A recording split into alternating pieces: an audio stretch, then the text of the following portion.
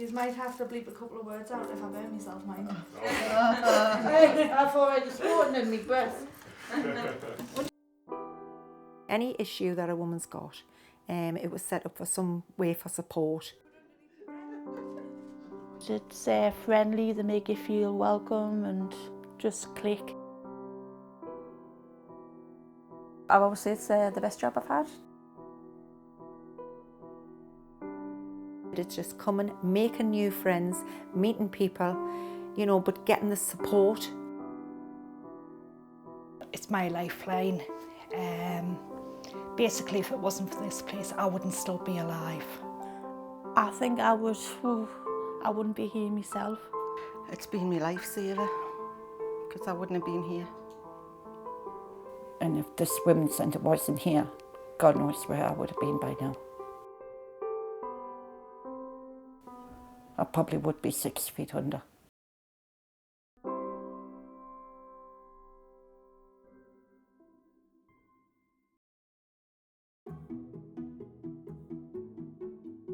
I'm Linda Kirk and I founded the Women's Centre in 2011.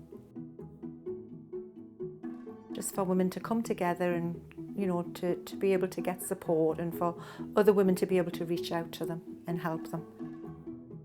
I think it was because I'd worked in social work for a long time, and doing that work sort of gave us an insight into what's going on in the community. For years, you know, it was making money from women, obviously, you know, who was going through similar issues, but obviously it was women who was paying to come to practices for counselling, etc. And I just thought, what about our own community? What about the women who can't afford to pay for services like this? So I'll set it up. And that's what we did. Went to our local MP to tell him that we'd already set up, and within we started in the January, and by the April we had 75 women on our books. So I knew I'd done something that was needed. I'm Lesterine Tweedy. I'm the director of the Just for Women Centre in Stanley. My name is Deborah Rogan and I'm one of the directors in the support worker. My name's Louise and I'm a volunteer here. My name is Patricia Ann Hull and I'm a volunteer. So I help in the kitchen and I do proggy maths, and I pray for the women. If they need prayer, I pray with them. We'll help the women in any way, shape or form. You know, there's no boundaries that, you know, we'll not deal with this. We will deal with whatever that lady comes in with. So as soon as a woman comes through this door, it's a case of we look at a set of skills that these women have got, but we're looking at the needs as well of these women. And it's just a place for them to come to, a place of safety, and they can be themselves. It's basically, you know, finding out what they really want to do, what was their aims and ambitions, what's their goals in life, and helping them to achieve it. And in some cases, we really have. We offer training, further education, and just a safe haven for them to make new friends, feel relaxed in, and just chill out from the problems that they've got. There's not many resources out there, what we provide here.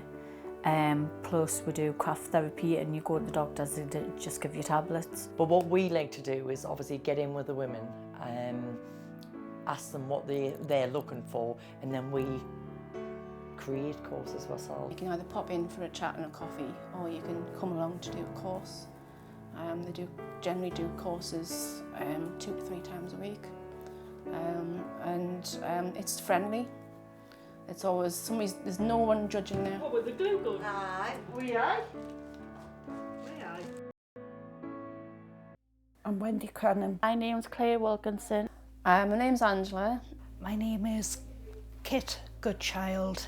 My name's Karen Ridsdale, and I started coming here maybe it's about 3-4 years ago, and it was just to do crafts. I didn't realise they did as much, and I've had loads of help, and it's like really helped me and getting us out of a bad place. In 2016, I was attacked at work by a 14-year-old girl, and it took them from then to last year to diagnose me with PTSD.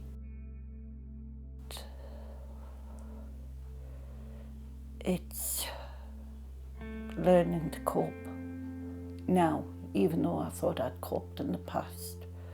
But since that attack, it's brought it to a head.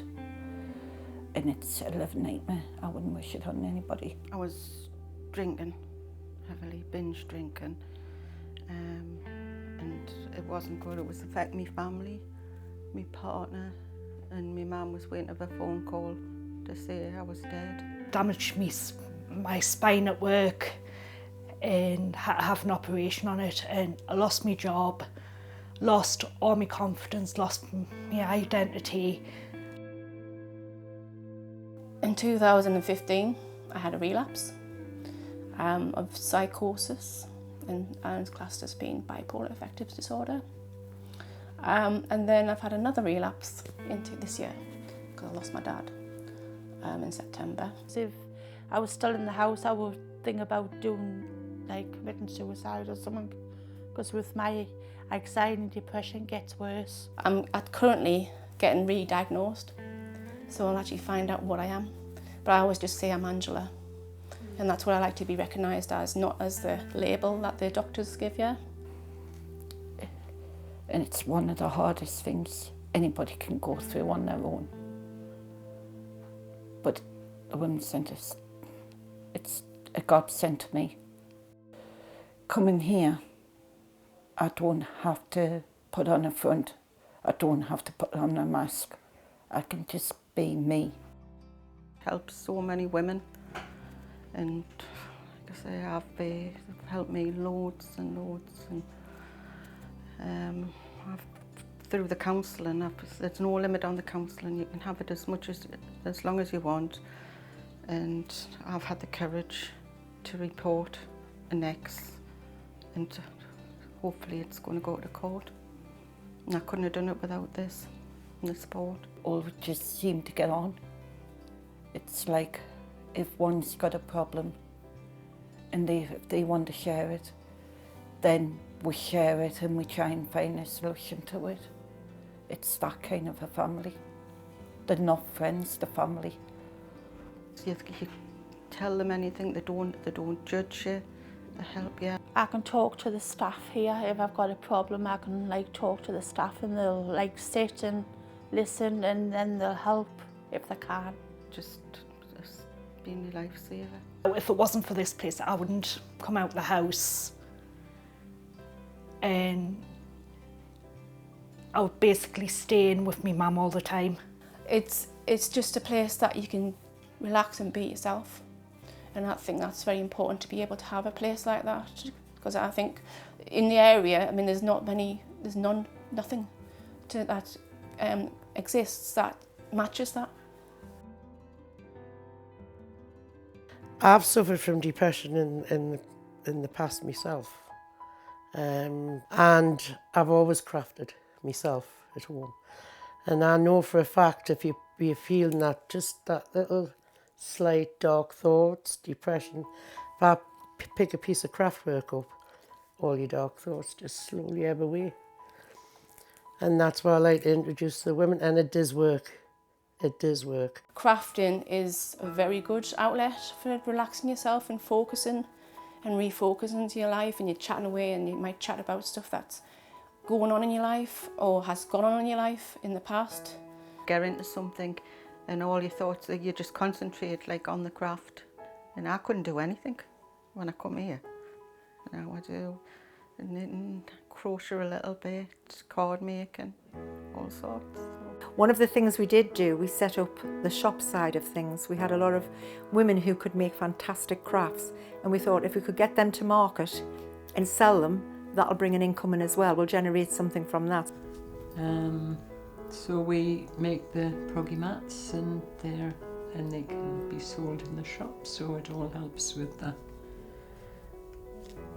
sales and everything. It does make a difference, because you just get in the end, forget other things, you know. You can concentrate on this, and it's very relaxing. And next year we've got lots of things planned. We've got a beautiful garden outside. We've got a summer house that's going to be all, you know, done out. It is all weather. We have an electric put into it. And we're going to have sort of like craft teas, and we'll open it up to women to be able to come and pay to be able to learn how to do the crafts and everything. Just get in touch. Get in touch with Linda Lestrine, Debbie. It really helps. Please get in touch and give any of the directors a ring, and because I was where yous were. I would say that you need to just take the first step. I know it's hard, but you just need to make that step. Make the phone call to Just Women's Centre, and they're lovely. You know, they're fantastic. They don't make any judgment on you, and it's hard. Sometimes you might not want to attend. Sometimes, and it's just make the first step, and you'll get there. Go for it. Go for it. Go to your GP. Ask to speak to your wellbeing lady like what I did, and get them to bring you in. Have a look around, talk to their stuff, and you'll see the positive.